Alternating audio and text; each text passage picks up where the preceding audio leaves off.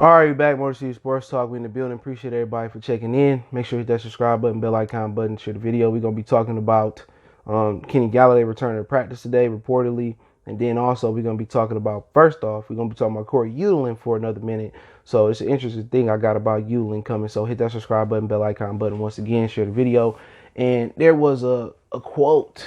All right, I'm gonna paraphrase, but I put on the screen that Jim Schwartz has one of the most bland. He has the most bland defense. They don't disguise anything. They're boring. You know exactly what they're doing. And what's so funny about that is Cory came from the Jim Schwartz tree. He was handpicked by Matt Patricia and Bob Quinn to be the defensive coordinator for the Detroit Lions. So not only did come from an organization who doesn't disguise their coverages, and they are basic. Now he comes into another organization that's known for the same thing. So is that the reason Matt Patricia liked Cory so much? Because they shared the same philosophies on defense. He didn't believe in disguising. He didn't believe in being aggressive. He didn't believe on, blitzing or looking like we blitzing and bailing out. So now it's starting to make sense. Now we understand why, Matt Patricia picked Cory out of all the defensive assistants and coordinators that was in that pool. He picked Cory because him and share the same philosophy on defense.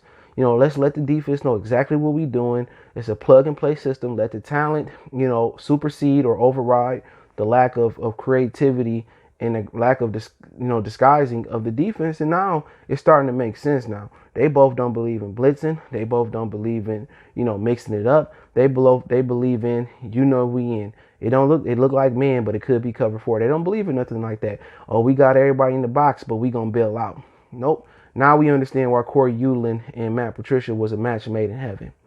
All right. Jim Schwartz don't blitz. He don't do nothing sexy. He do straight up and down. And so does, Cory and so does Matt Patricia. So once again, remember we had that issue in Detroit before. People tend to forget, and I tend to forget, the issues that we had in Detroit in the past. Remember, the knock on Jim Schwartz was Jim Schwartz didn't blitz. People forgot that. Remember that? Jim Schwartz didn't blitz. Remember, we believe in drafting Nick Fairley and Dominican Sue, Bob Vander Bosch and Cliff Averill. We only rushed forward. Remember that? That was Jim Schwartz's that was his philosophy. And when the Lions blitzed, they didn't know how to blitz. People forget that.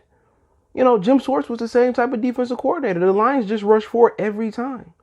And when they was pressure on them to blitz, when they started to blitz, they didn't know how to blitz.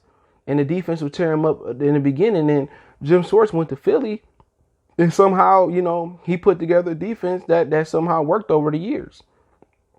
They said that's the most blandest, that's the most straight up defense in the National Football League. Coordinators and everybody saying even more than the Detroit Lions. So you bring a guy in that comes from an organization that doesn't do anything sexy, that doesn't disguise their defense.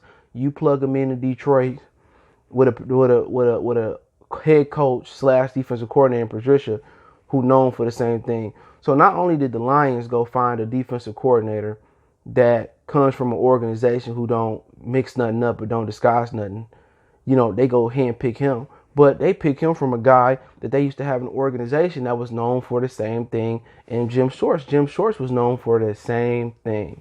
He only rushed forward. He didn't believe in blitzing. He didn't know how to get the players to blitz. And the same thing. The only difference is Jim Schwartz just had more talent in the front seven. That's it. So we kind of forget over the years, because that was a long time ago we had Jim Schwartz now, that Terrell Austin was really the breath of fresh air in the defense. We played everything. We blitzed, man, zone, disguise.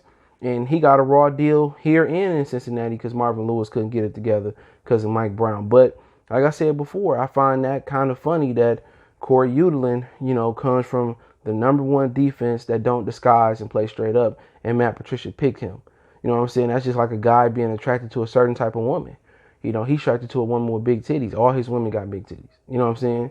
That's the same thing here. Matt Patricia is attracted to bland defensive coordinators that play straight up. And I think that's very, very unfortunate. But it kind of gives you a look in how inept this organization is and what Matt Patricia look for. Patricia need to go back to New England and be under Bill Belichick's titty, straight up and down.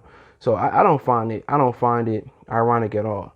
Out of all the coordinators, he picked an assistant from Philly.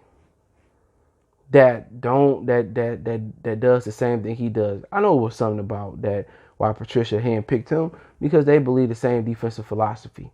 You know what I'm saying? We just gonna play straight up. Our talent should be good enough to stop them, and it's not, because defense is just gonna adjust to what you're doing. Yep, you know, two guys that's safety first and then defensive department. So I found that kind of funny. But Kenny Golladay is returned to practice today.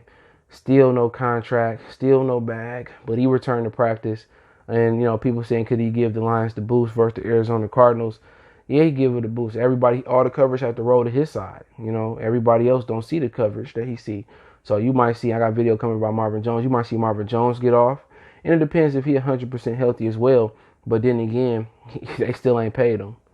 You know what I'm saying? Can y'all believe that they still haven't paid him? And if you ain't going to pay him before he get injured and go on IR, why don't you just trade him? Straight up and down. Why don't you just trade the brother? I just don't get it. You know, so, you know, at the end of the day, I get it, you know, why they probably won't trade him. Because you can franchise tag him for 2 more years. But, you know, just how they just treated him. So what free agent wants to come to Detroit knowing that if you earn the contract, they still ain't going to pay you. But then they control you for 2 years, you know. But, you know, Sunday, we'll see what he got. We'll see if he make a difference. I still think the Cardinals is a high-powered team with a solid defense. And the Lions got an uphill battle this Sunday. But, you know, Golladay definitely we could have been at least 1-0 with 1-1 with Golladay. But, you know, we're not the only team struggling in this division. People forget that the Minnesota Vikings are struggling. Kirk Cousins threw 3 picks versus the Colts. And people thought that the Lions was going to eventually win a game, you know, pretty soon. I mean, Atlanta could put up a lot of points. The Jaguars can put up a lot of points. I mean, they can put up some points. And the Colts, ain't no pushovers on this schedule. No time in the near future. There's no pushovers. And at the end of the day, your best opportunity was to beat to beat the Chicago Bears week 1. I mean, where do you see the pushover? I'm pulling the schedule up. You got the Cardinals next week. They will have family and friends in the crowd. You go to the Saints. Michael Thomas should probably be ready to play, so you don't catch a break there. You know, then you go through a bye. Then you come and play the Jaguars. They playing some pretty good football. And then you go to then you go to the Falcons. They playing some pretty good football. Even though they losing, they putting up points. Then you have the Colts come here. They playing some good football. They just put a beat down on the Minnesota Vikings. Then you play the Vikings. So perhaps if, you know, Golladay don't make a big change for the Lions, they might not get a win until they play the Minnesota Vikings. You know what I'm saying? Even though the Jaguars and Falcons and the Colts don't light the world on fire, they seem to be better football teams. Then if you don't beat the Vikings, then maybe you could beat the Washington football team at home. The Panthers, you know, I think Christian McCaffrey be back then. They could be a problem. Houston, they struggling, but they struggling versus premier teams. And then Chicago, you get a crack at them again. Okay, plus Houston is on Thanksgiving Day. The Lions could legitimately, if he ain't healthy or he don't make a difference, the Lions could legitimately lose the next 1, 2, 3, 4, 5, 6 games before you go to the. And then remember, the Washington football team, they're not playing bad. They got a good line. So that's not a for sure thing.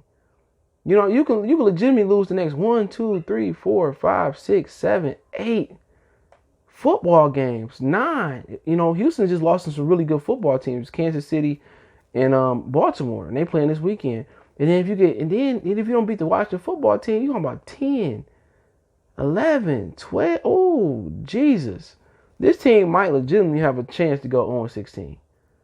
There ain't no cakewalk on this schedule, bro. You know, so this weekend they better hope that Kenny Golladay he do the damn thing. You better hope Kenny Golladay do the damn thing, because Kenny Golladay will come back and make a difference. They might not win a football game for a long, long time, but hopefully he make difference if he healthy. Coverage got to roll to him, you know. Then Hawkinson get 1-on-1, but I just think this team just don't have the football IQ. Darrell Bevel don't know how to get the ball to the tight ends, or Matthew Stafford struggled throwing the tight ends, whatever you want to believe. You know what I'm saying? And, you know, Golladay should really open things up for everybody else.